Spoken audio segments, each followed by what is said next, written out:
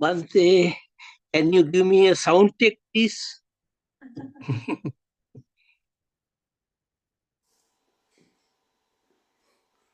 Hello. Okay, good. Can all of you out there hear me okay? For some reason, Yes, Bhante. Yeah. your voices are coming very faintly to me, so you'll have to speak up loudly if you ask any questions. I hear you, Bhante. Yeah, I think you can all hear me, but I can hear you a little bit. Bhante, do you want to change your setting? Select speaker. Make sure it is Scarlett Okay, Solo. now I hear you better. Yeah, Okay, good. yeah, there was my Turn it down. audio tech expert here is Yeah. making some adjustments. Mm.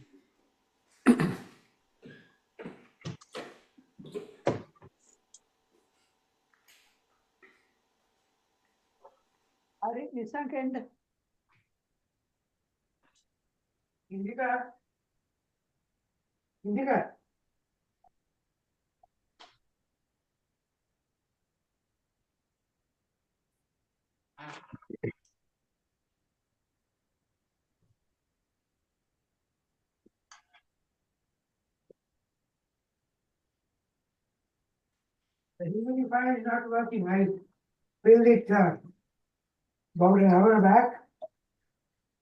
Please mute your mics.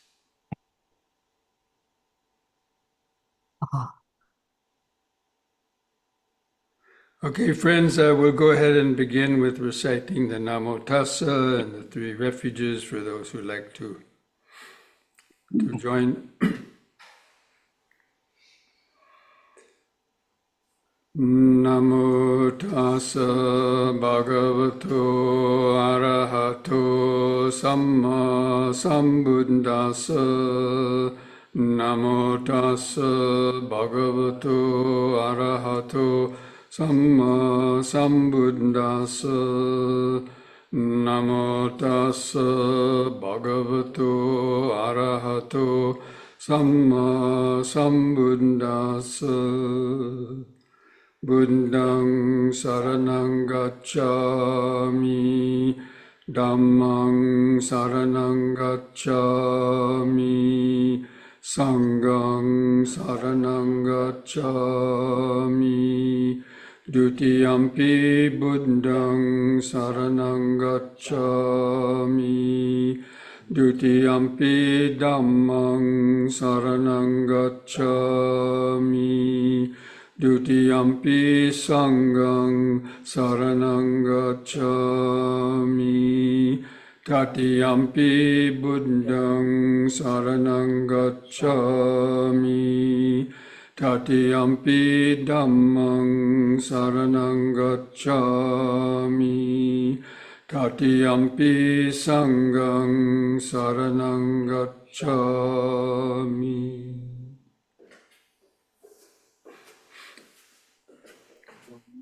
Welcome, friends, to this Wednesday evening Dhamma discussion and meditation practice. Now, tonight we're going to be finishing the review of the Mahasatipatthana Sutta, the great discourse on the foundations of mindfulness. So we've been going over this sutta almost for the last 2 months because it's quite a long sutta. And so last week I finished up the last section of the Dhammanupassana, the contemplation of the Dhamma, which is the Four Noble Truths. When we really talk about the Dhamma, from the Theravada point of view, it means the Four Noble Truths. Because every single thing that the Buddha talked about could be contained within the Four Noble Truths. All of the other suttas and so on, everything is covered. Suffering, the cause of suffering, the cessation of suffering, and the the Noble Eightfold Path, the way leading to the cessation of suffering. Now, tonight we're going to go over the very last part. After the Buddha, after his teaching on the whole, the sutta, and finishing with the Four Noble Truths, then he told the monks, if a person were to practice these four foundations of mindfulness, as explained, not leaving out any of them, then one of two results could be achieved. Actually, he started out by saying if one practiced these four foundations of mindfulness for 7 years, he first mentioned 7 years, then one of two results could be achieved. Either the attainment or realization of full enlightenment and liberation from samsara, or if there's a little bit of residue left, if there's still a little bit of karmic residue left, then one could reach the third stage of enlightenment of the never returner. Now, the Buddha said that, the Buddha was, he mentioned if you're to practice these four foundations of mindfulness as they are taught, that means not skipping any of them, and practicing them pretty much continuously, not just 30 minutes a day, 1 or 2 days a week, like a lot of people might practice it. But anyway, so for 7 years, one of those two benefits could be achieved.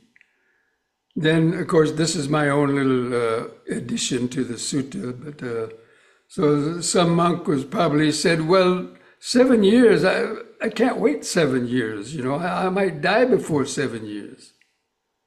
So then the Buddha said, okay, if one could practice these four foundations of mindfulness for 6 years, then one of these two results could be achieved, either full enlightenment or the state of the never returner.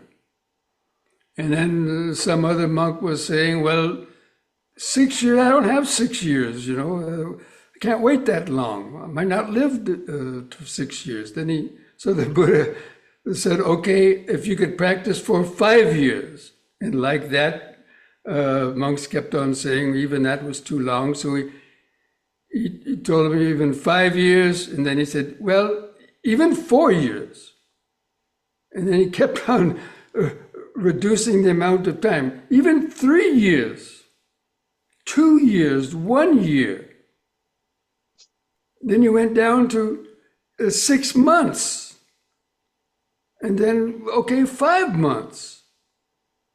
Some monks were saying, come on, give me a break. Can it be faster? And he said, okay, 3 months, 2 months, 1 month,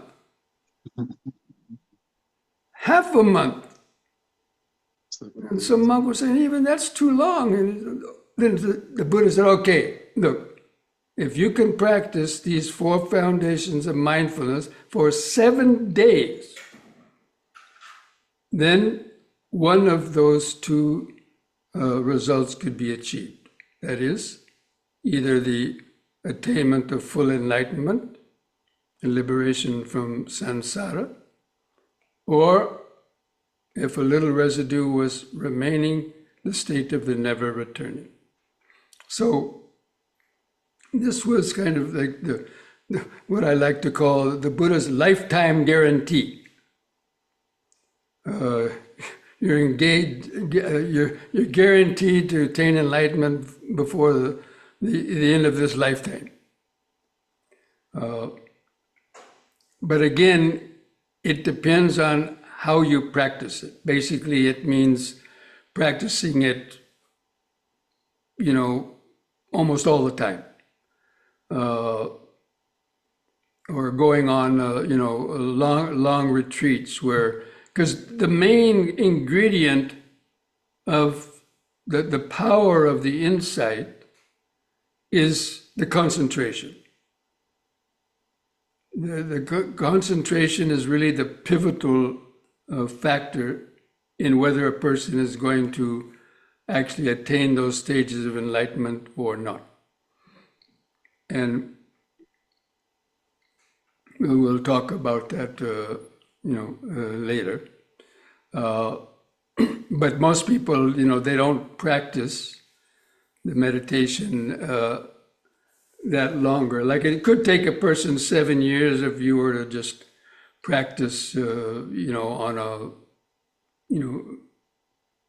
mediocre level or an intermediate level, maybe practicing 2 or 3 hours a day or going on a number of retreats every year.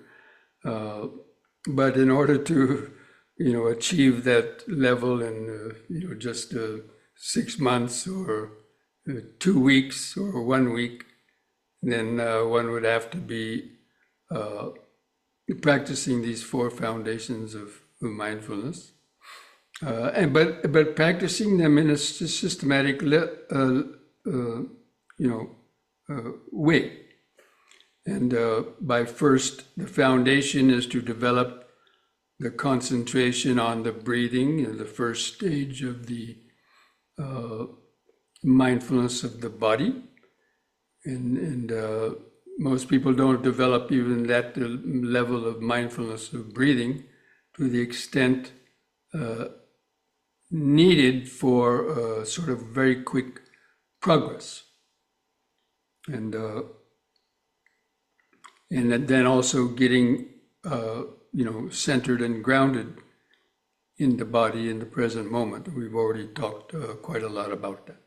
So anyway, this was the Buddha's guarantee, and this was the only time in all the sutras for all the other, types of meditation the Buddha might have taught that he gave this kind of, guarantee. So I wanted to see if any of you have any questions based on that that progress of the meditation.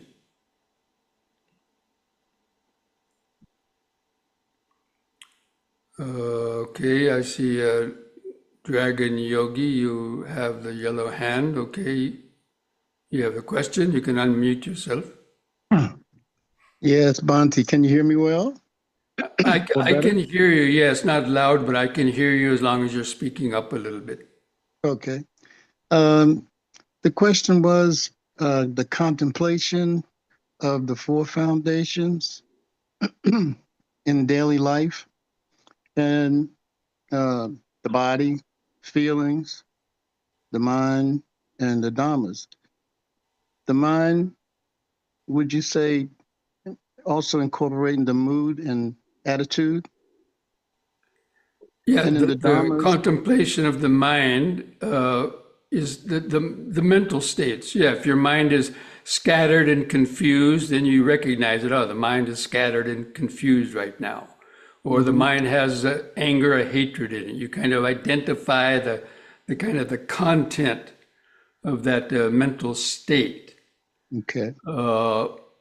And yeah. And would you say mood would be incorporated in that? The mood? Yeah, the attitude? moods too. A mood may be, you might be in an angry mood, right? Yeah, So you yeah, could say okay, that okay. you're going to be in a lustful mood, a lot of desire in the mind, or you could be depressed. That's a contracted state of mind. Okay. Contracted around your worries or your fears and so on. And these things can happen, Right, almost at right. any time, during Right. the day. So, sorry, the other one was in the Dhammas. When we contemplate the Dhammas, are we just contemplating the four foundation? I mean, the Four Noble Truths? No, the contemplation of the Dhamma has 5 groups. Okay. The 5 hindrances. So whenever you notice your mind has a hindrance in it, then you recognize, this is the hindrance of, let's say, drowsiness. If you find yourself in meditation and your head is nodding off and you're kind of, in just a half sleepy state, you recognize, this is the hindrance of sloth and torpor.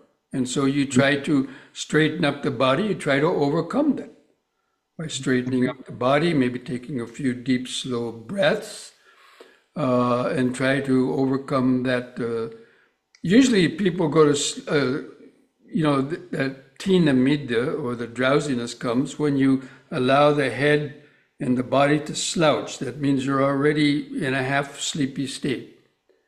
And that's why paying attention to the posture is so important, because the meditation is half physical. That means half is the posture and half is your mind. And so, but it's easier to control our posture than our mind. So that's why by doing yoga exercises, things that help strengthen your back muscles and other muscle groups involved in sitting straight, then you're going to be a lot better off. And then the other hindrances, restlessness. If you're always looking, what time is this going to be over? Oh, when's, is it almost an hour yet? And, you kind of, you just recognize these hindrances. So that's the one group of the contemplation of Dhamma, because without overcoming the hindrances, you're not going to be able to make much progress in the other contemplations, because it's the hindrances that basically stop cold our forward momentum in developing mindfulness and concentration. That's why the Buddha included that as the first of these groups in the Dhammanupassana. And only when the mind, the hindrance, and that means having attained the state of the jhana, basically, pretty much, because the definition of the first jhana is the overcoming of the 5 hindrances. Okay. And so, and that's the concentration, and that's why I mentioned that Okay. a few minutes ago about how concentration is one of the most important factors in developing deeper levels of insight. Now you can gain, kind of beginning and intermediate levels of insights and so on without attaining jhana, but to gain that concentration and clarity to really penetrate through all the layers of our delusions, then it requires, that level of concentration.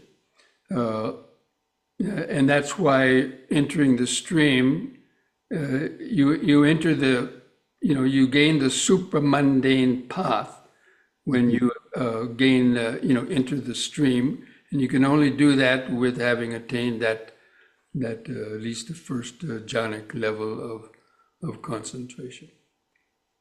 So if we do this during the course of the day, on occasion, and just contemplate a few times a day, 24 hours a day, stopping and saying, taking the 4 foundations of mindfulness, just asking ourselves, how's the body feeling, the mind, dhammas? Yeah, now you can times a practice the 4 foundations of mindfulness in the beginning. You could practice them kind of one at a time, where you could take one. Okay. But they're so intimately connected that you really can't separate them, really. Yeah. Because the body is sensations. There's no body without sensations. Yeah. There's no sensations, you won't have any feeling of your body at all. Mm-hmm. So, and the sensations are producing, thoughts and feelings, pleasant feelings, and all these sensations are either painful or pleasant or neutral. So you can't separate the body from sensations. And those sensations are going to cause perceptions. So, but and they're going to trigger off your mind states. So whichever one is predominant, that's the one that you pay attention to. Okay. And if a painful feeling is what disturbing your mind, then that is what you Pay pay attention. attention to. This is painful feeling. How does it arise? How does it cease? Or if it's lust and desire or pleasurable feeling, and then this is pleasurable feeling. Or fear or any other kind of states, you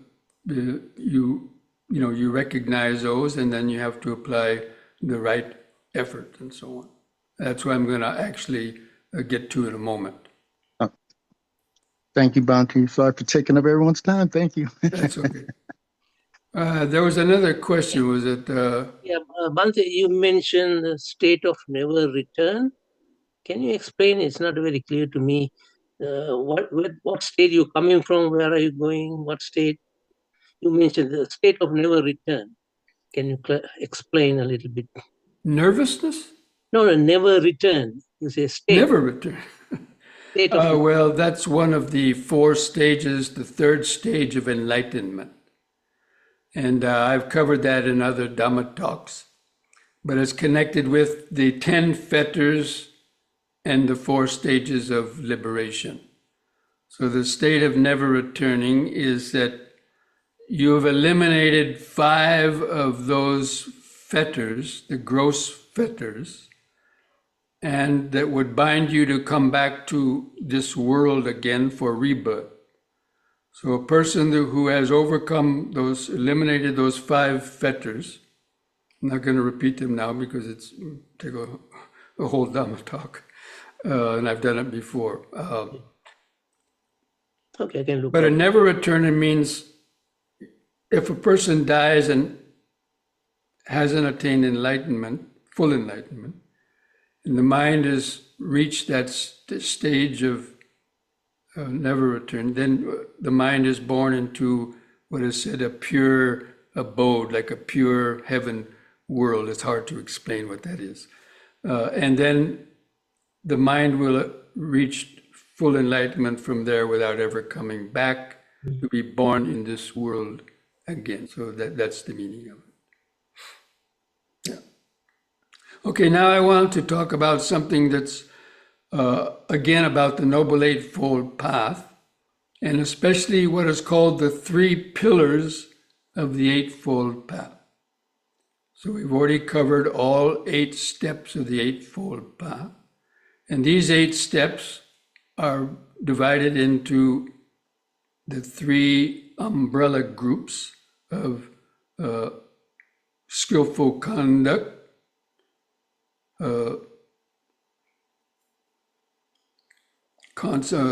concentration, and wisdom, sila, samadhi, and panya. And I think I've mentioned them already in the previous talks. But anyway, right view, first and second steps are included in the right understanding or wisdom. The right speech, right action, right livelihood are contained within the group of skillful conduct or sila. And then panya or wisdom, samadhi is comprised of right effort, right mindfulness, and right concentration. So, but anyway, out of all these 8, 3 are the most important. Forget about those 3 groups for right now. Let's go back to just all 8 steps, okay? 3 of them are the most important. So I want to have a little quiz out there. Which one is the most important? Anybody who has heard this before, or what do you think the most important of all those 8 steps are? Right understanding. Right view and right effort. Right view, number 1. Right effort, number 2. Right understanding, yes. Understanding. Right understanding is the most important, because with right understanding, you're not even going to practice. Why would you practice meditation? Because people practice meditation to gain peace of mind. Because when you don't have peace of mind, that's suffering. So that belongs to the truth of suffering. Or so many other reasons people come to meditate. Every reason people are going to have, it can fit into one of those categories of dukkha, of suffering. And so that is the main, the right view is the view of the Four Noble Truths. And so that's why right view comes first. Okay? What do you think the second one is? Right action? No. Right Right effort. effort. Right effort. Right mindfulness. Well, right effort and right mindfulness are the second two, but sometimes they're interchangeable. Sometimes mindfulness would come first, sometimes effort would come first. But mindfulness really, and I'll explain that in a minute. So right view, or let's say right understanding. Right understanding comes first, and then the mindfulness, because you have to be mindful of a hindrance before you can let go of it, before you can apply the right effort to let go of it. So mindfulness comes before and also comes at the end too. I'm going to explain that in a moment. Okay?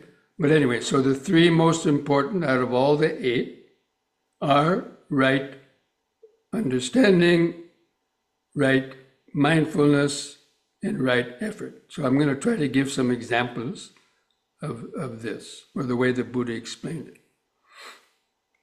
So what is right understanding? Right understanding understands what is wrong understanding. And right understanding understands what is right understanding. So it means understanding what is wrong and what is right, according to the Dhamma.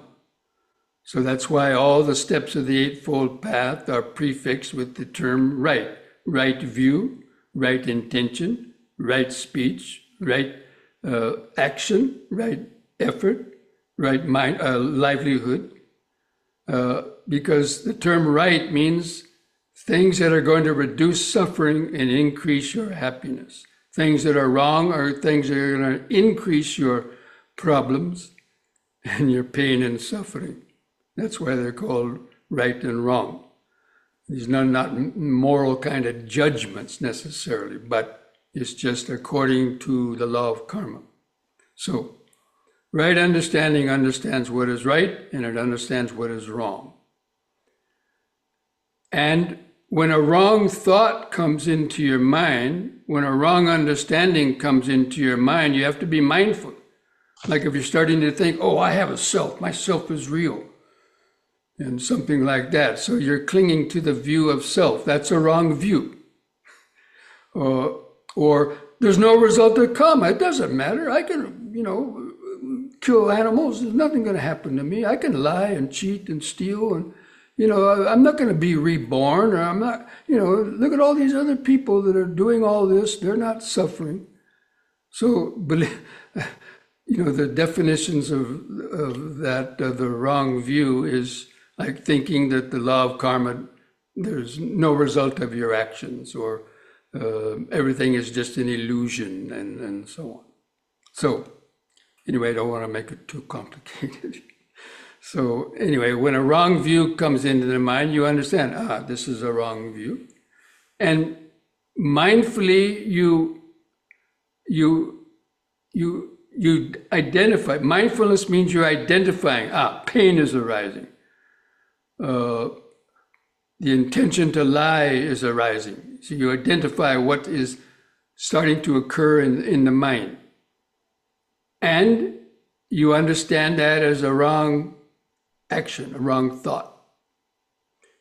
And you make the effort to let go of that thought. You make the effort to, let go of developing that thought.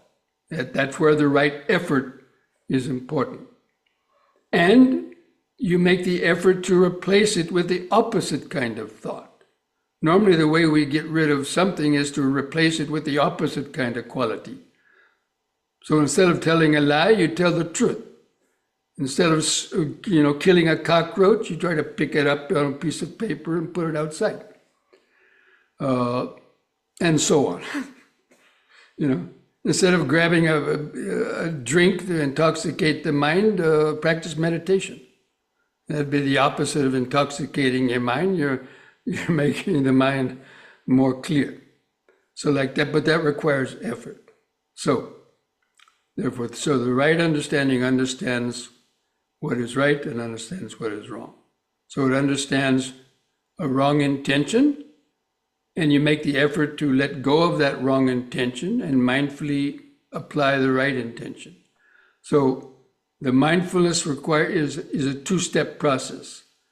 You mindfully understand the wrong intention, otherwise you just go ahead and act upon it, like to tell a lie.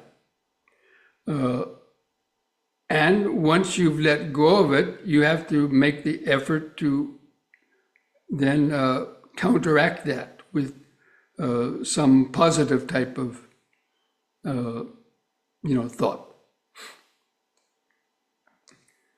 And so the right understanding also, it understands what is wrong speech, it understands what is right speech.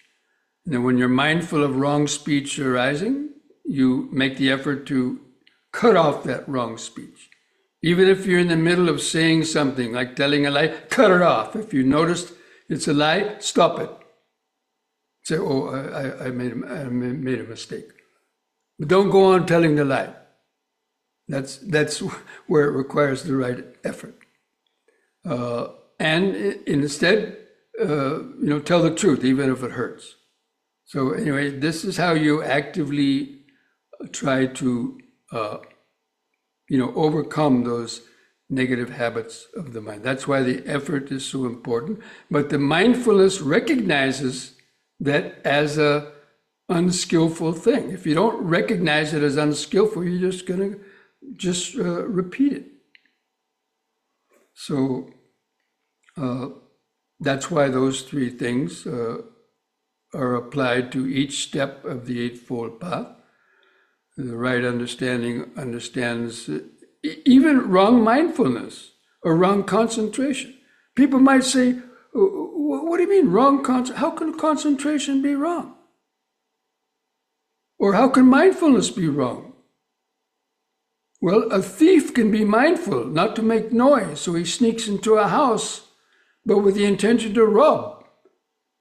So he carefully doesn't make noise. He's mindful, steps quietly and avoids making noise. And then he's concentrated on picking a lock. But that's wrong concentration because it's breaking a precept, of stealing and other things. So that's why you have to identify those intentions. And so that's why it's also wrong mindfulness. You understand what is right mindfulness and what is wrong mindfulness. And you understand what is right concentration and what is wrong concentration. And the Buddha even defines right concentration as being supported by all the other factors of the Noble Eightfold Path. By right understanding, right intention, right speech, action, livelihood, right effort, right mindfulness. If right concentration isn't supported by those, it's not right concentration, it's ordinary concentration. There's a difference between ordinary concentration and right concentration. Right concentration leads to insight. It just doesn't mean concentrated on what you're doing and without distraction. That's a very mundane definition of concentration from the Buddhist point of view. Because, it needs to be, it means being concentrated on the practice of Dhamma is what it means, actually. To really make it right concentration. So anyway, that's what I just wanted to mention.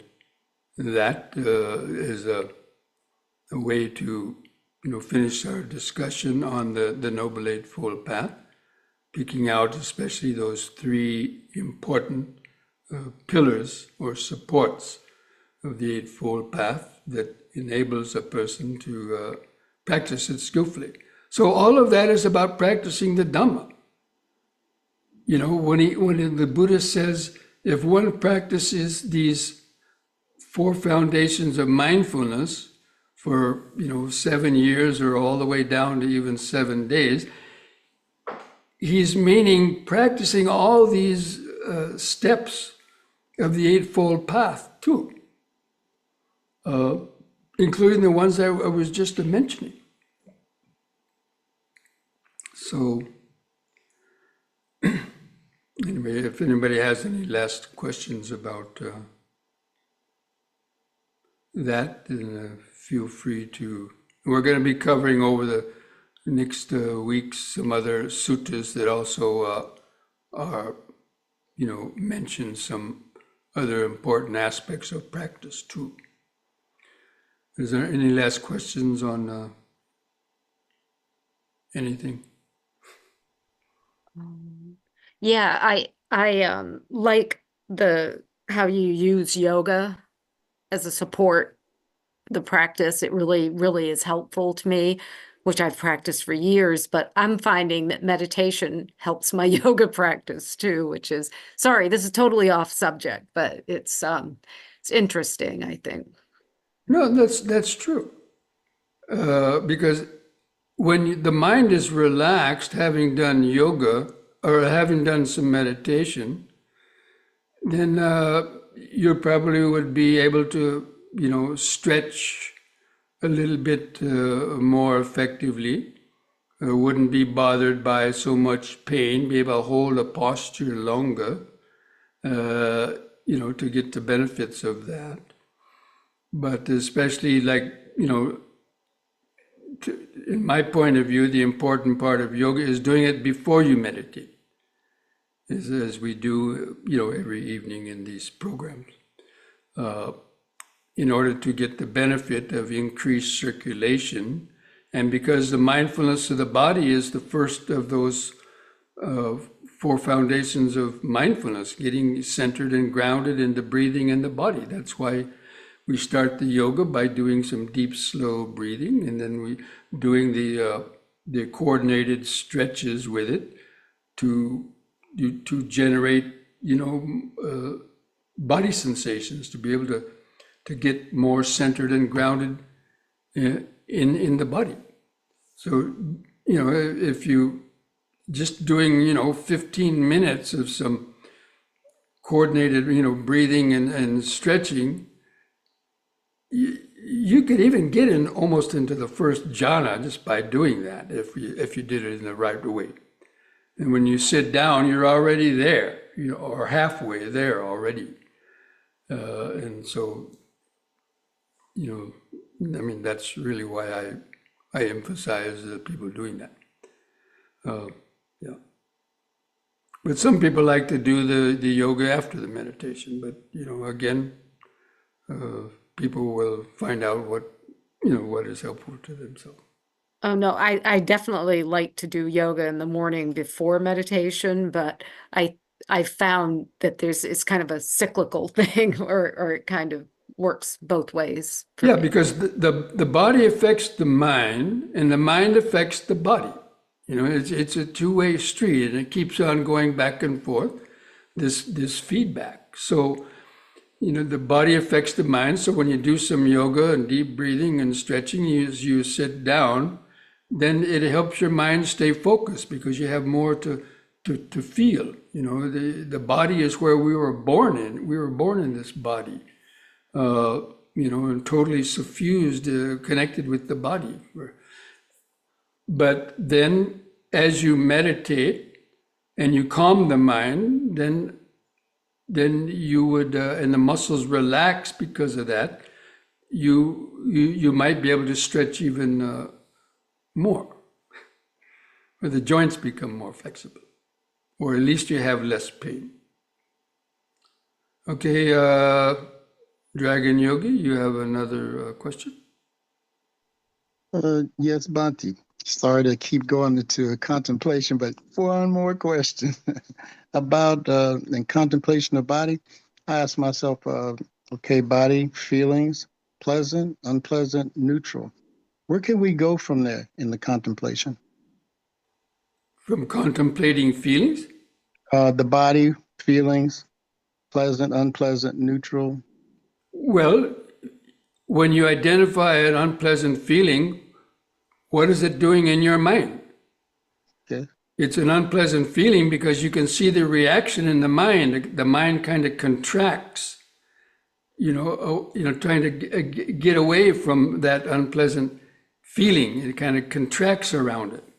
And I the don't breath like too it. There's this kind of resistance. So that's the important part. It's not just watching the painful feeling, it's understanding what it's doing to your mind and learning how to relax your mind around it, and how understand that this pleasant feeling is impermanent and it's constantly changing. You can observe how it waxes and wanes and, all the different little sensations. And if you don't react to it, many times it'll disappear. Or at least you can develop a tolerance to it, that you don't have to let it disturb your meditation. You can just let it be in the background, but continue your contemplation, stay connected with the breathing and contemplate other things. There's so many different things are always going through our body and mind. So just practicing impermanence. Yeah, and then in a pleasurable feeling, you can see that attachment or desire because of the pleasurable feeling. So it's not just understanding these things, it's understanding the pull that pleasurable feeling and painful feeling have on our mind. And it's connected to the past and the future, because we're desiring pleasurable feelings in the future, and we're not wanting them to come again in the future. And we're remembering these things from the past and projecting it into the future. So developing this understanding of the nature of feelings can help the mind let go of that.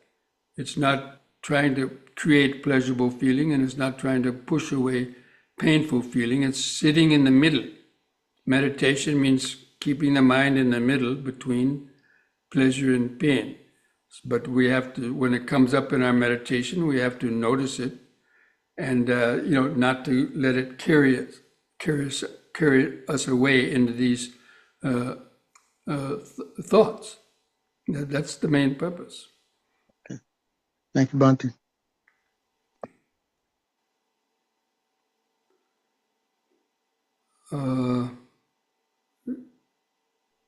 There's somebody else with a question? Chow? Yes, yeah. Thank you, Bhante. I just have a question. Is that right then, the four foundation of mindfulness then is part of the right mindfulness on the Eightfold Path then? Yes. And so, and then as you mentioned there, then right effort will be, we have to do the right effort when we are doing meditation on the four foundation of mindfulness. Your voice was very soft. I wasn't sure I could hear that question clearly. One more time, please. So, so the four foundation of mindfulness, which are the contemplation of the body, feeling, mind, and Dharma, they are really the right mindfulness of a part of the right mindfulness in the Eightfold Path, right? Yeah, And the right mindfulness is the four foundations of mindfulness. Okay. Yeah, I think that's just the question then. Yeah. But in general, I mean, it means being mindful, be careful of what you're doing. So, like you're looking the ground, and if you're lost in your thoughts and you're walking along, you might step in a hole and twist your ankle, and then you get hurt, right? So even a mindfulness can be mundane, just paying attention so you don't create accidents. So there's two levels of mindfulness. One is a very practical one to keep yourself from creating unnecessary accidents, because we're not focused. And then the other one is the right mindfulness of understanding how things arise and pass away too. Okay. Yeah. Thank you, Bhante. You're welcome. Okay, friends, I think we will now bring this discussion to an end. And next week I'll send out another topic in a sutta for next week on the ways to the 7 ways of overcoming defilements. Of course, that's applying the 4 foundations of mindfulness, of course, but also some very practical ways that we, that when we're actually living our daily lives. Okay. So anyway, we'll go ahead and take a few minutes break, and then come back for some breathing and stretching, and then our meditation practice. Okay. See you back in a few minutes.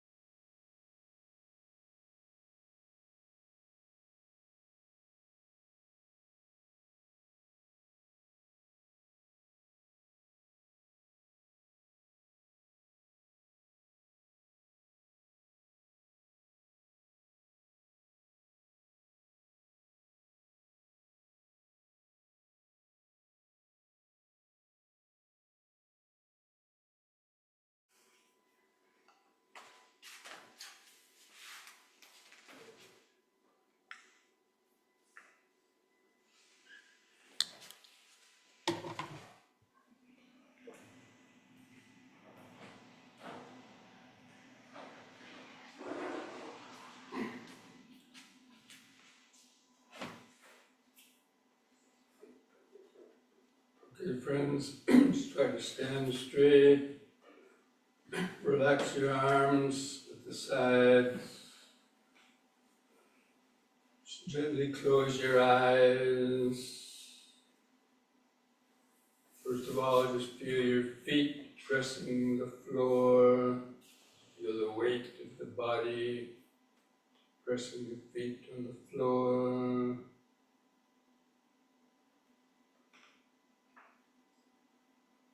And feel your arms and hands hanging at the sides. Relax the shoulders. Just feel the clothing touching the skin. And feel your head balanced on top of the spinal column. Keep your chin lifted up level with the floor. Feel your eyes resting in the sockets. From that point on the eyes, start to feel the outline of the standing body. General sense of the head on top, arms at the sides. Clothing touching the skin, feet pressing the floor. Try to hold that outline of the body in the mind's eye. And then begin some deep, slow breathing. Try to take 2 or 3 seconds to expand your abdomen, rib cage, and upper chest. Hold the air in the lungs for 2 or 3 seconds, and slowly breathe out. Or feel the last bit of air go out of the lungs. Just take a few more deep, slow breaths like that, developing this mindfulness of breathing in, letting go of the past and future, or the breath. Breathing out, standing here and now. Breathing in, letting go of the past and future. Breathing out, standing here and now. Breathing in, feeling the whole body.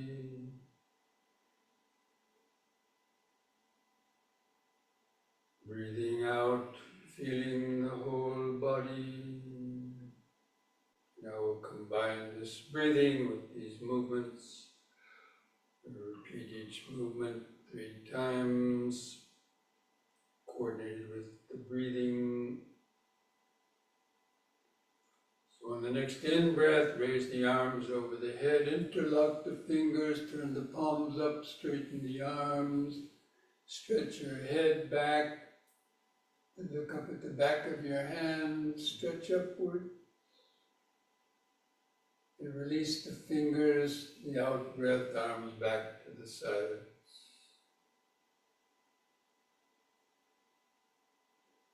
Again, in-breath. Stretch up, bend back a little bit, feel the arch in the spine, feel the sensations, out breath.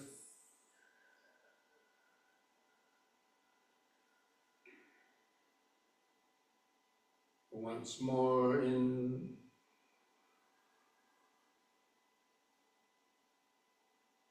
bend back a little more, hold it a little longer.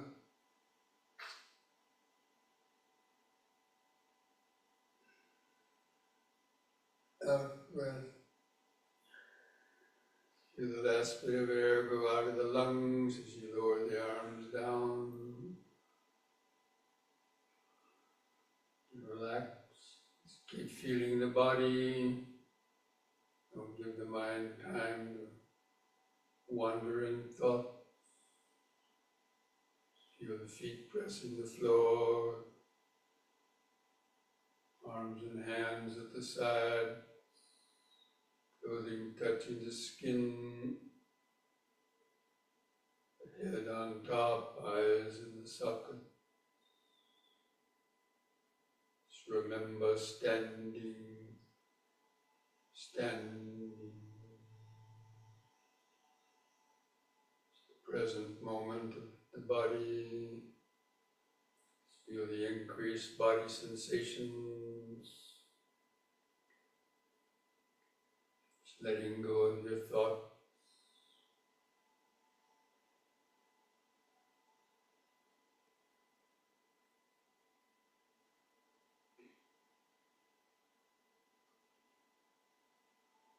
Okay, on the next in-breath, lift up on the balls of the feet while raising the arms over the head in this way. Face the hands toward each other and stretch up. Out breath, come back down. Feel the last bit of air go out as the arms lower down. Use the in-breath to help lift up the body. Stretch. Out.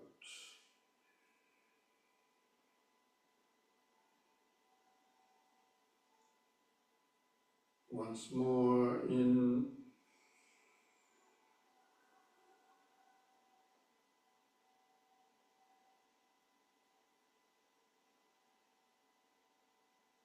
Out.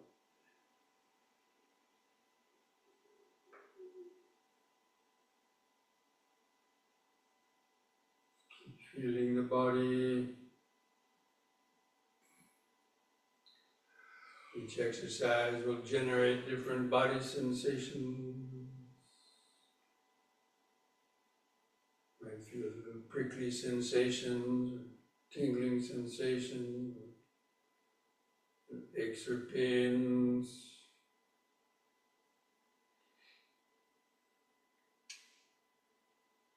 Just remember standing, standing.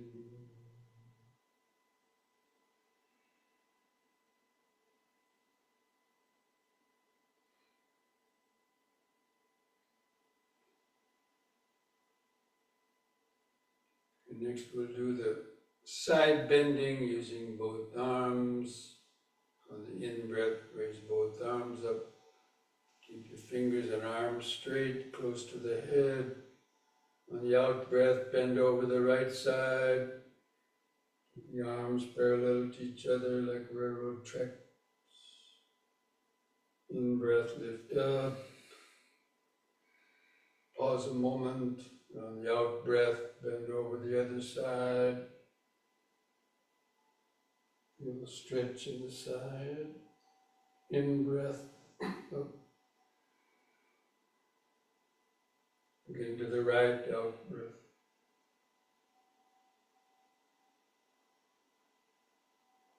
In, out.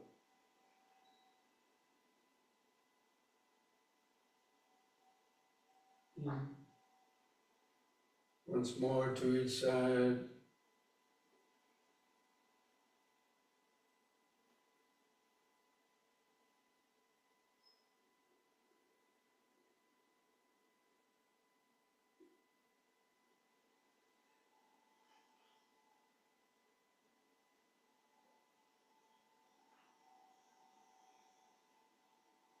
The out-breath, lower the arms.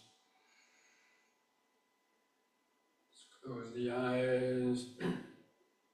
Keep feeling the body. Feet pressing the floor. Hands at the sides. Clothing touching the skin. Head balanced on top. The eyes in the socket. Feel the outline of the body. The mind's eye, the third eye of awareness. Body-centered awareness.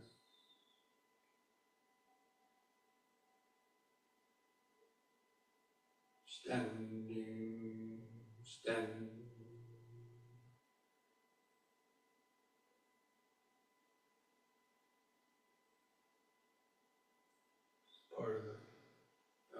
mindfulness of the body, and standing, know that you're standing.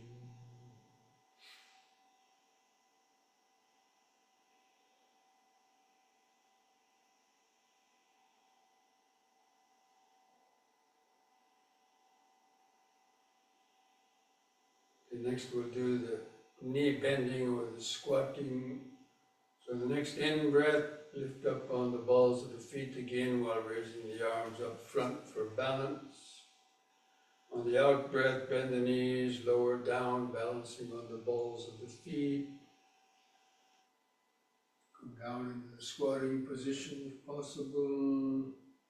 And take a deep breath, feel the muscles of the legs pushing the body up on the toes. In out breath.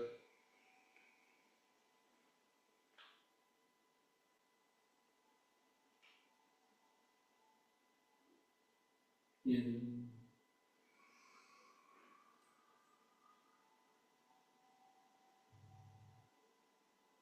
Out.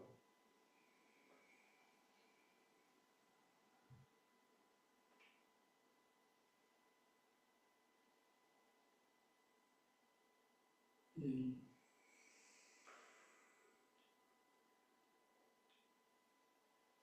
The out breath, relax. Feel the increased heartbeat,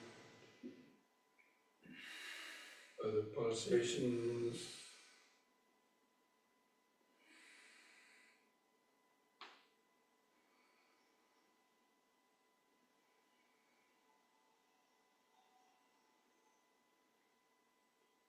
Try to hold the outline of the body in the mind's eye.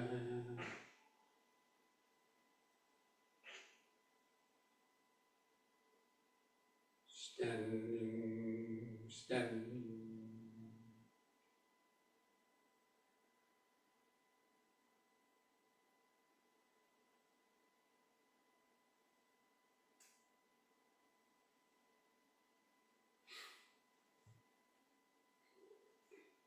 Okay, now spread the legs, feet apart about 3 feet, wider the better.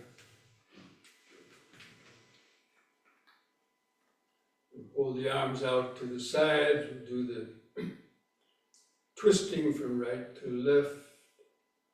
Breathe in. On the out breath, twist to the right.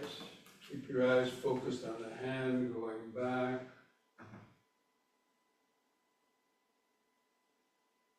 In breath, come back to the front. Let your feet turn with the body. Twist to the other side. Out breath.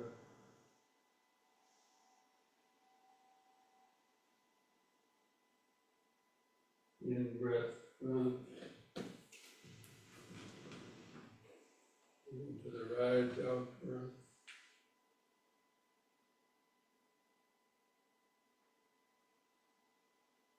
In. Out.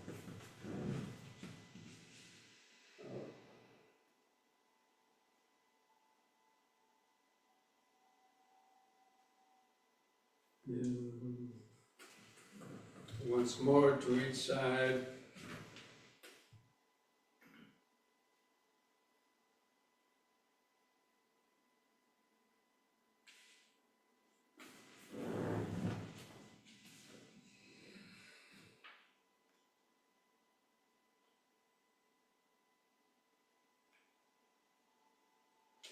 Come back to the front. Lower the arms, relax. Feel each foot pressing the floor.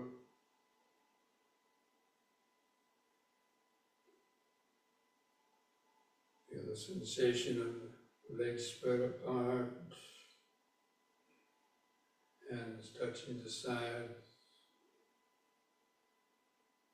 clothing touching the skin.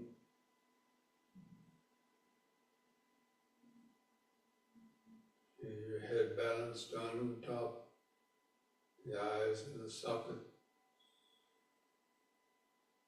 the skin stretched over the face.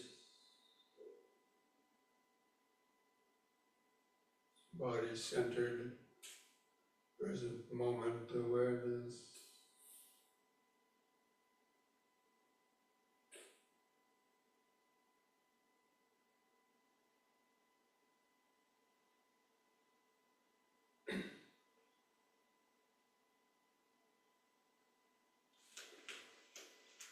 Place the hands together at the chest. The in-breath, hands over the head.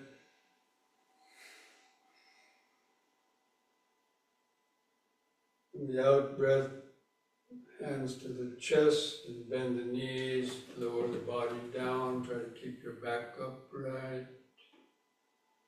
Feel the stretch in the hips and knees. In-breath all the way up.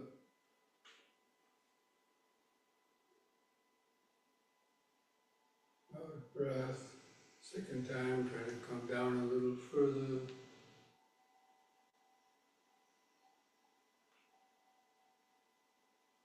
In.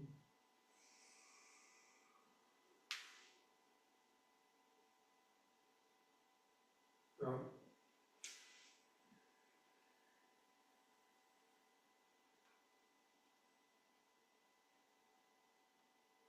In.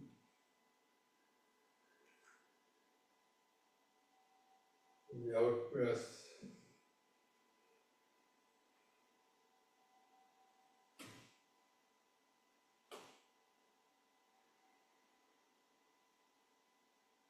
Keep feeling the body. Increased life force vibrations, pulsations.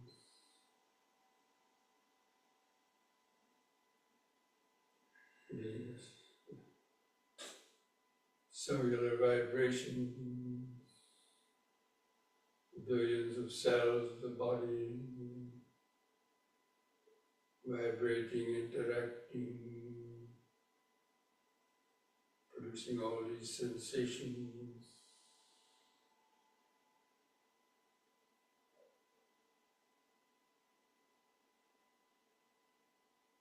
Present moment awareness.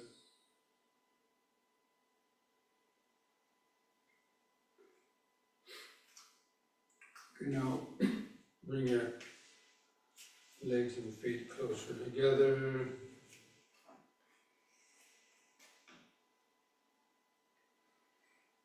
Standing straight.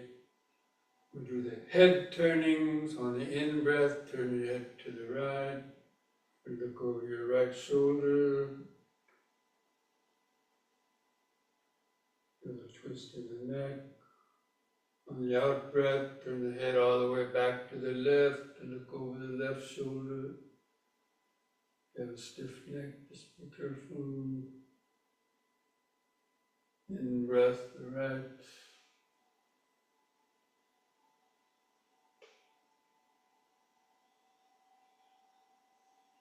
Out left.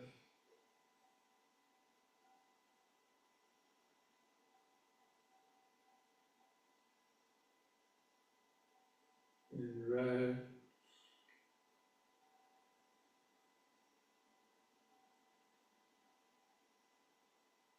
Out left.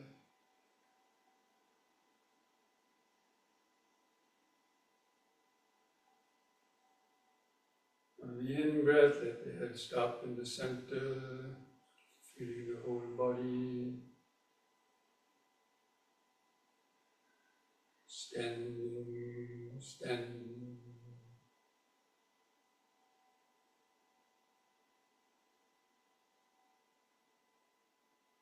So many different sensations.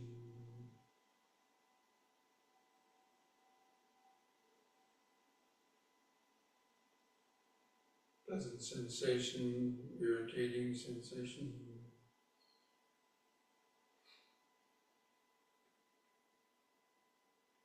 Doing one last exercise, backward and forward bending. So keep your hands in front, turn your palms outward, touch your little fingers together.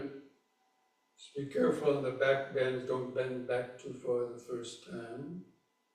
So breathe in, raise your hands up, level with your eyes, and spread the arms out to the sides as you bend back. On the out breath, keep your eyes open, not too far. Be careful to lift up on an in-breath, keep the arms out to the sides. And on the out-breath, lower the arms and hands down towards the floor. Let the little bones in the lower spine stretch out. And keep your legs straight.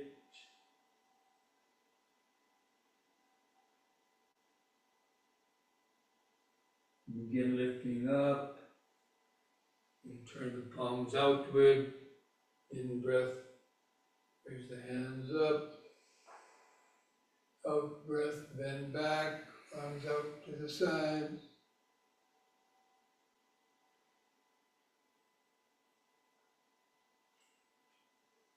In breath up. Out breath, downward stretch.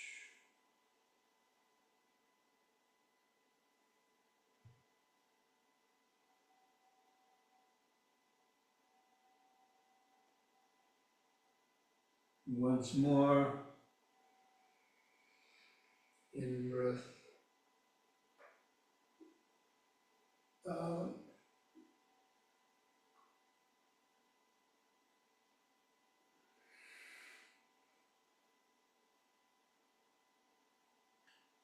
In.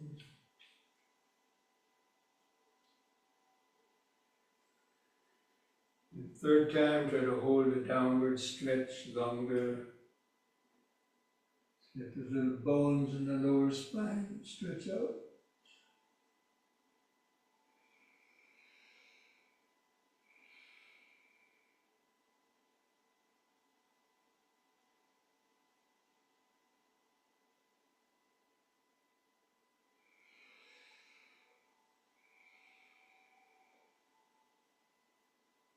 Yeah. Begin lifting up. Bend the knees a little bit. In breath, hands together at the chest. Out breath, hands to the sides. Close the eyes. Feel that activated life force, the organic aliveness of the whole body, in the activated cellular vibrations due to the deep breathing, stretching.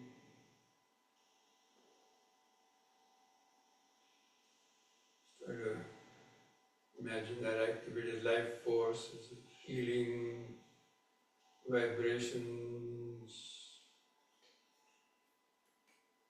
relaxing the body and mind in the present moment.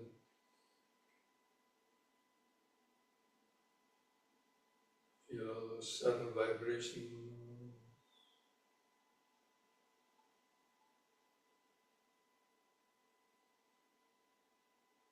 Remember standing.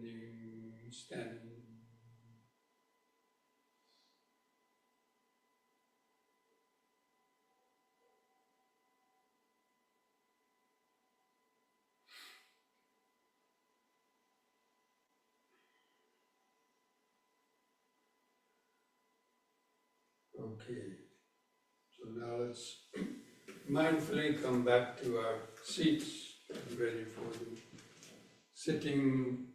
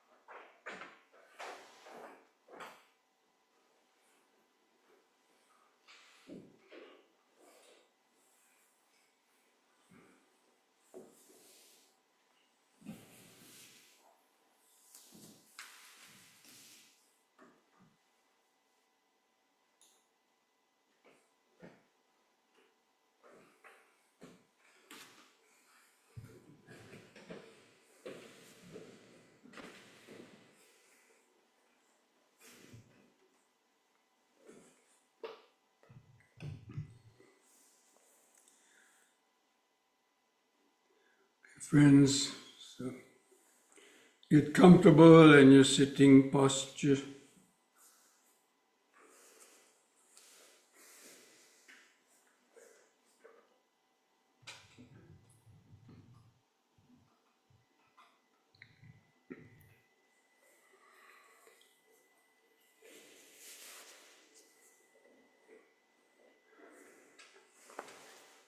Just align your spine and the back of the head in a straight line. Just keep your chin lifted up, level with the floor. Try to establish feel the natural inward curve of the lower lumbar spine. Help support the weight of the upper body.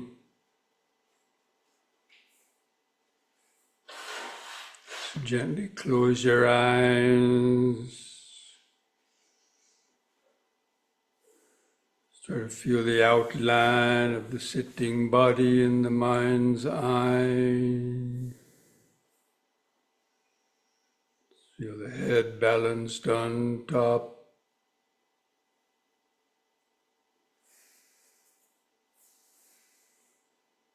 Just relax the shoulders. Feel the hands touching together or touching your legs.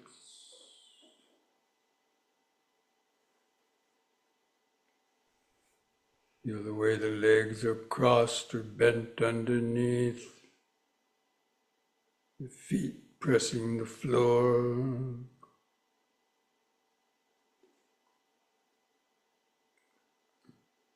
Just try to hold that outline of the body in the mind's eye. Then begin some deep, slow breathing again, like we did in the yoga. Just take 2 or 3 seconds to expand your abdomen, rib cage, and upper chest, holding the air in for 2 seconds. And slowly breathing out. Feel the last bit of air go out of the lungs.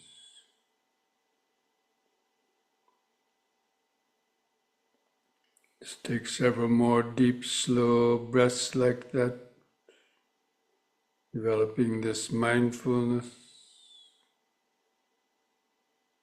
Breathing in, letting go of the past and future. Hold the breath a second. Breathing out, sitting here and now. Feel the last bit of air go out.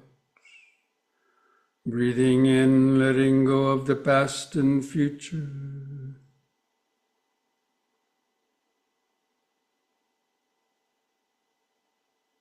Breathing out, sitting here and now.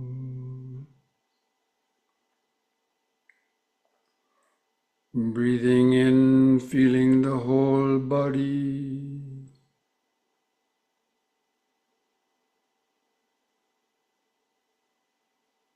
Breathing out, feeling the whole body.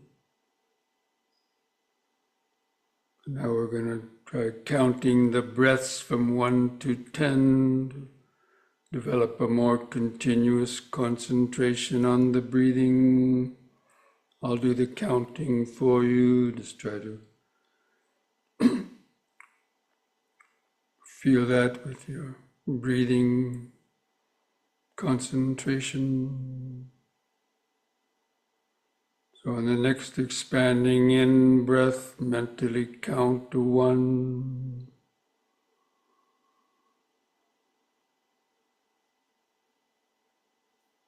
With the contracting out breath, also count to 1. Feel the last bit of air go out. The next in breath, 2. Hold the breath a second. Out breath, 2.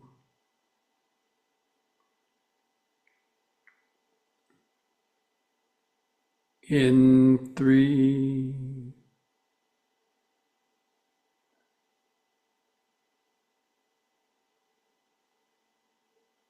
out 3,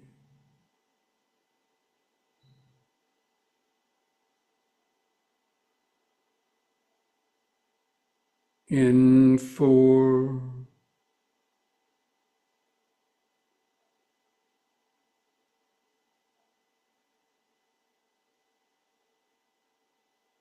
out 4,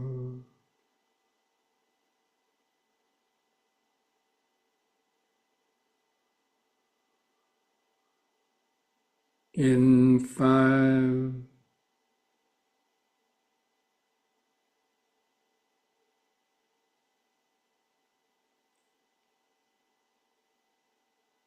out 5,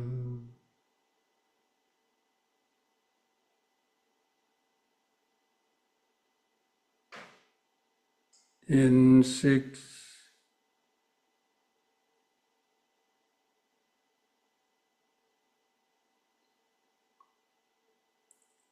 out 6,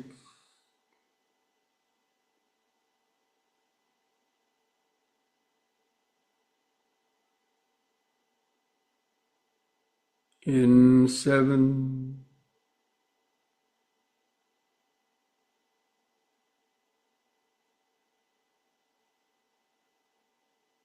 out 7,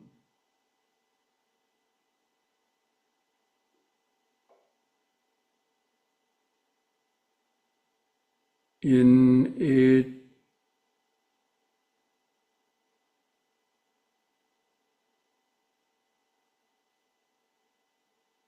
out 8,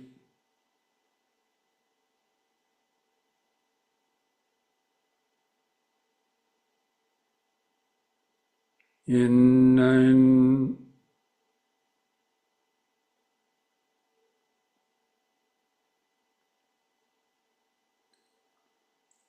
out 9,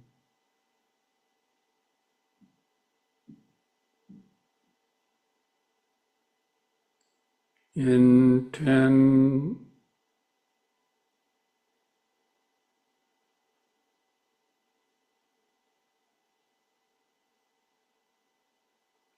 out 10.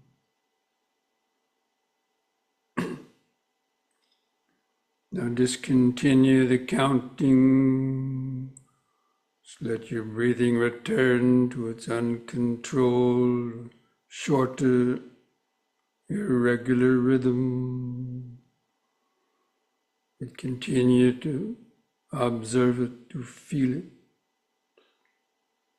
Just keep your attention focused in the center of the body to feel the residual expanding and contracting sensation. Especially try to feel where your clothing rubs against the skin of your abdomen, stomach, rib cage, or chest as it expands and contracts. Make that the main focus of your body-centered concentration.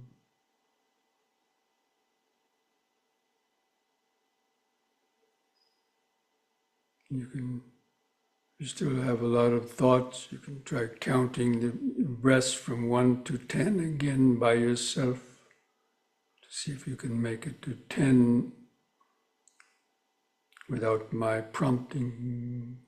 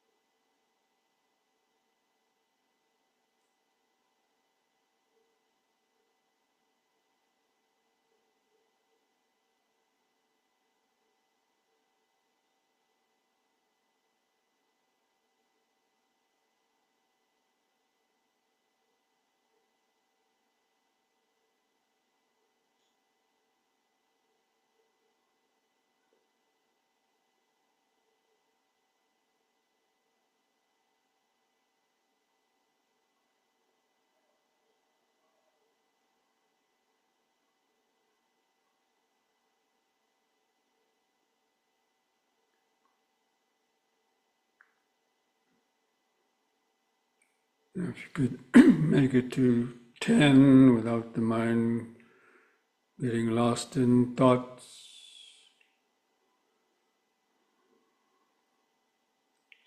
Let go of the counting. Just maintain the present moment mindfulness.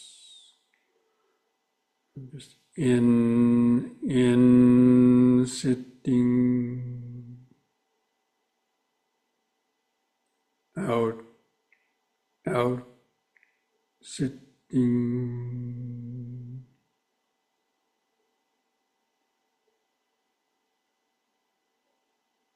Just tuning into the 4 phases of each breath cycle. The expanding in breath and the brief pause.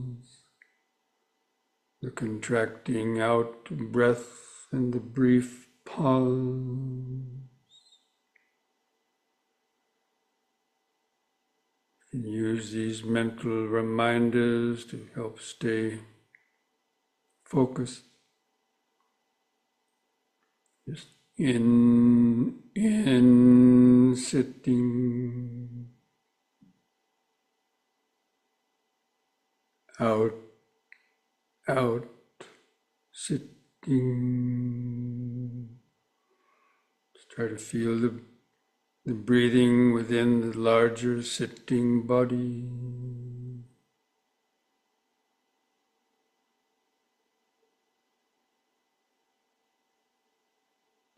In, sitting, out, sitting. It's the ongoing, continuous, present moment of this body.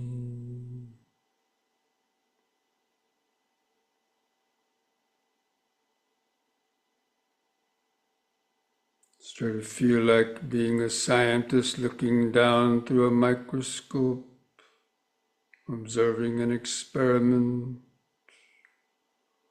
observing the experiment of the breathing process, the expanding sensation of the in-breath, the brief pause, the contracting sensations of the out-breath, and the brief pause.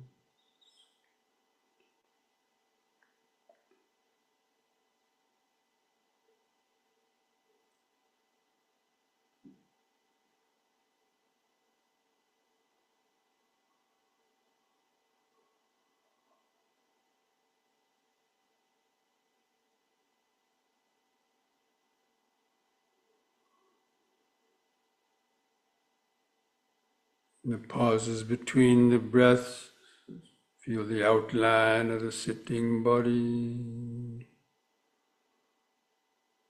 Check and correct the posture, keeping the chin lifted up level, keeping the spine straight.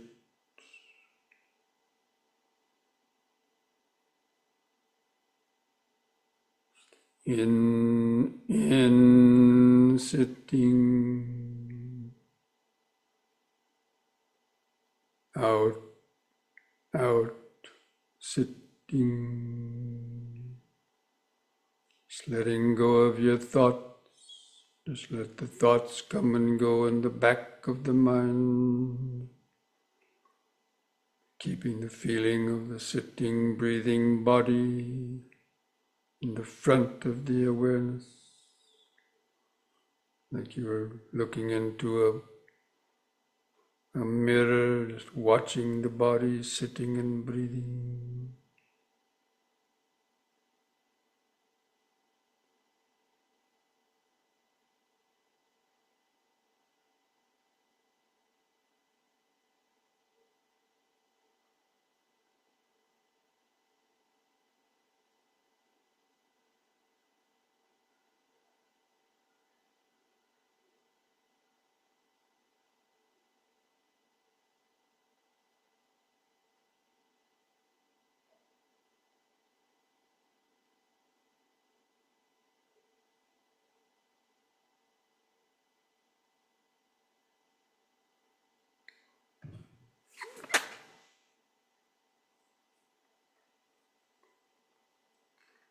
If any sounds distract the attention, make a note. It's just hearing. Sounds going in one ear, out the other. If you think about the sound, recognize that as thinking. Letting go of both the sound and the thinking. It's always coming back to in, sitting, out, sitting, breath by breath, moment by moment.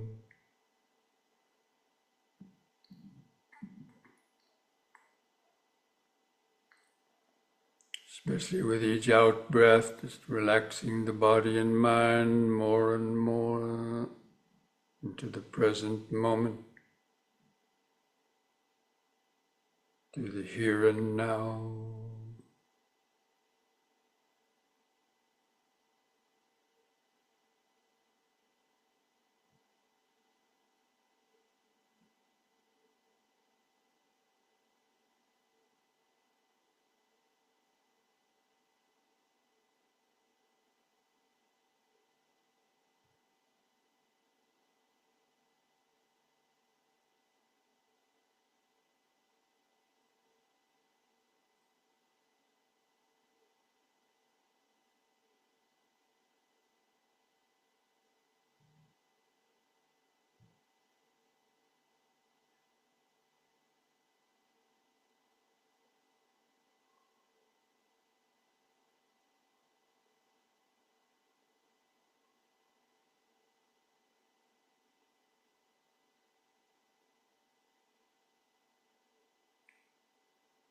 Try to notice how each breath is different.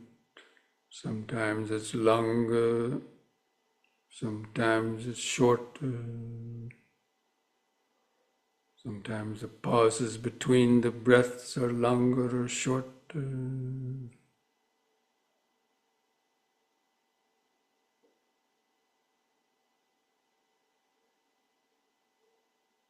Just turn up the power of the mental microscope. Notice the more and subtler details.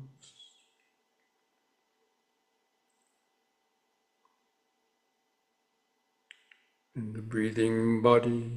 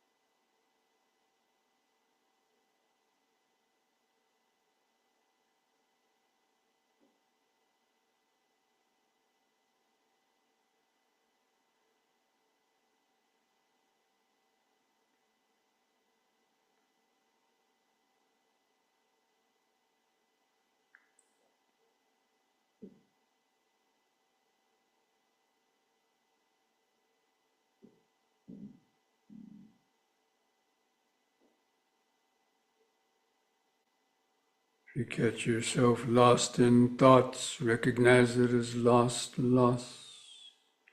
Take a deep, slow breath. Bring the mind back into the body. Back to in, sitting. Out, sitting.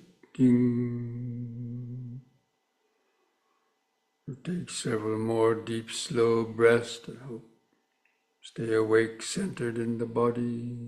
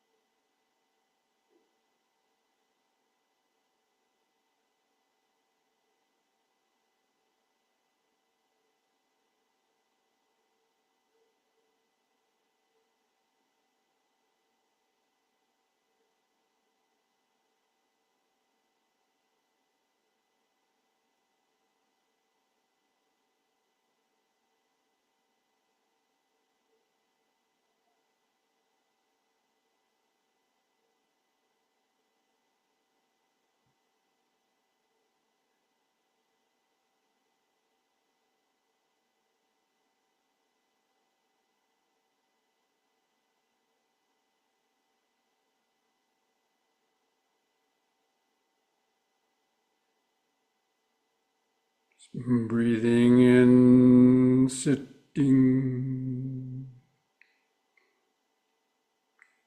Breathing out, sitting. So many different sensations coming and going. Sounds come and go. Thoughts, ideas come and go. Pleasure or pain come and go. Whichever of those four foundations of mindfulness is prominent, giving you difficulties, contemplate that.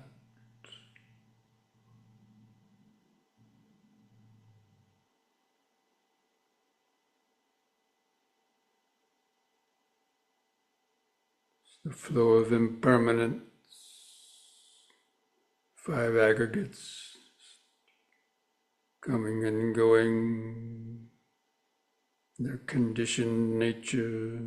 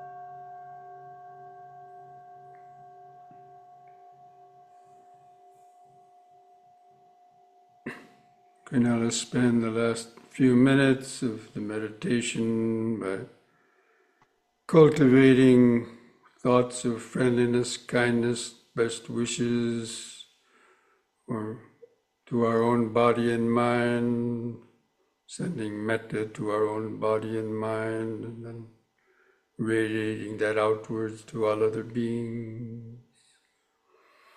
Just continue to observe your sitting body, breathing body.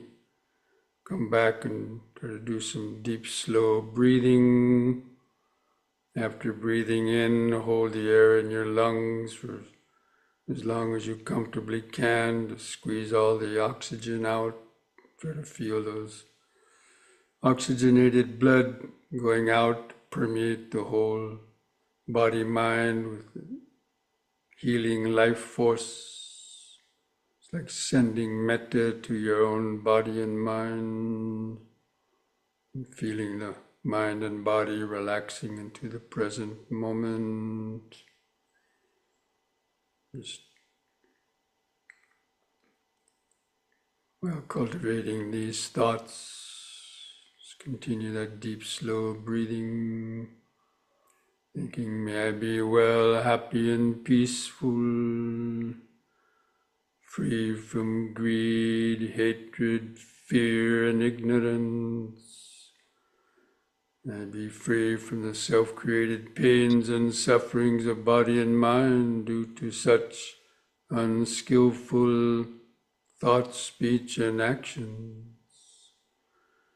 May I have the patience, strength, mindfulness, and wisdom to meet and overcome all difficulties in life.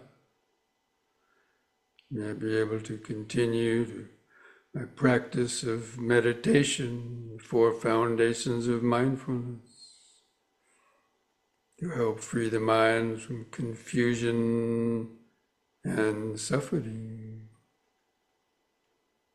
May I be well, peaceful, and wise.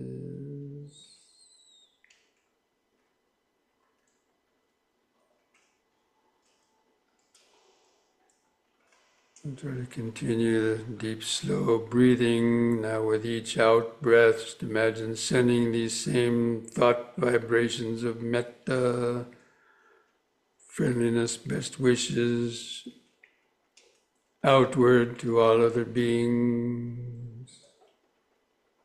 Cultivating these thoughts, may all living beings, wherever they might be, whether living near or far away, the rich or the poor, the weak or the strong, the famous or the obscure, may all living beings be well, happy, and peaceful, free from self-created pains and sufferings of body and mind due to their unskillful thought, speech, and actions. May they be free from greed, hatred, fear, and ignorance. May all beings have the patience, strength, mindfulness, and wisdom to meet and overcome all difficulties in life. Again, with each out-breath, imagine these thought vibrations going further and further outward, across the whole country, across the oceans, to all the continents and beyond, even throughout space. So the idea that may all living beings be well, peaceful, and wise. May all beings be well, peaceful, and wise. Just like a mantra reverberating throughout space. Well, peaceful, and wise.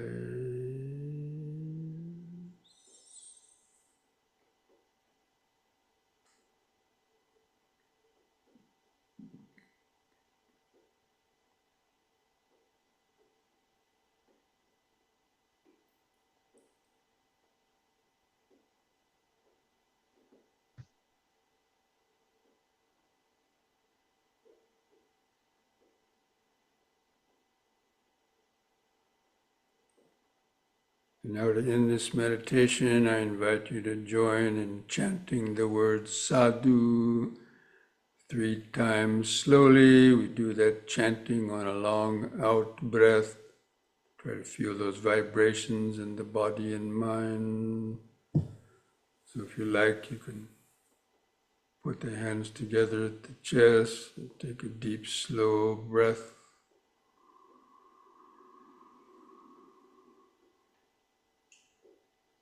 Sadhu.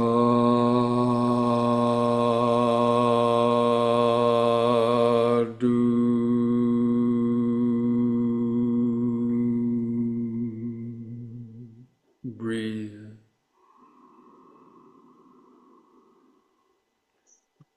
Sadhu.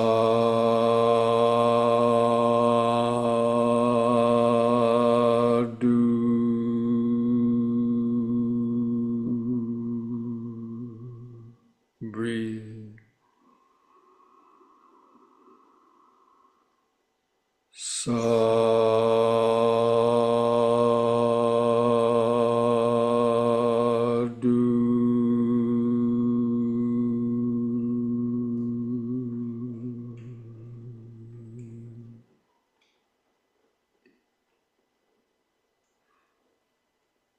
Now place your hands at the edge of your knees.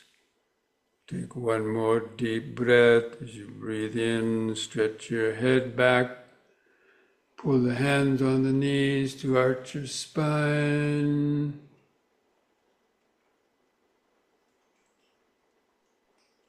On an in-breath, lift the head up, and on an out-breath, press your chin to the top of the chest to stretch the neck vertebrae.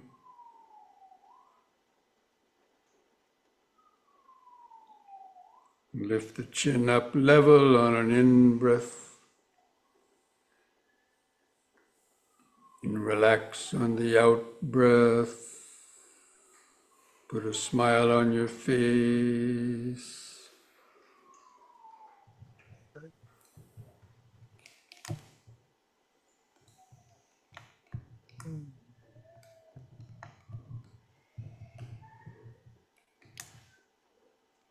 Thank you, Bhante. Okay, friends, so I hope you're able to have some peaceful periods of meditation, some better concentration, some insights. So try to keep up your meditation practice during the week. Practice these 4 foundations of mindfulness whenever a particular one comes up with a problem, whether it's your body, your feelings, thoughts, mental states. Just recognize that. Try to understand the 4 noble truths as they come up. This is suffering, this is the cause of suffering, the way leading to the ending of suffering. Okay? Do your M&Ms. Take your M&Ms every hour. Pause for 1 minute. Take a deep, slow breath. Let go of the past and the future. Come back to the present moment. Okay, so be well, be safe, be peaceful, be wise. And hopefully we'll see you back again next week. Thank you. Namo Buddhaya. Namo Buddhaya. Namo Buddhaya. Namo Buddhaya. Thank you, Bhante. Sadhu, sadhu, Bhante, full of gratitude, compassion, and appreciation. Humble, yes, yes, yes. Thank you, thank you, thank you.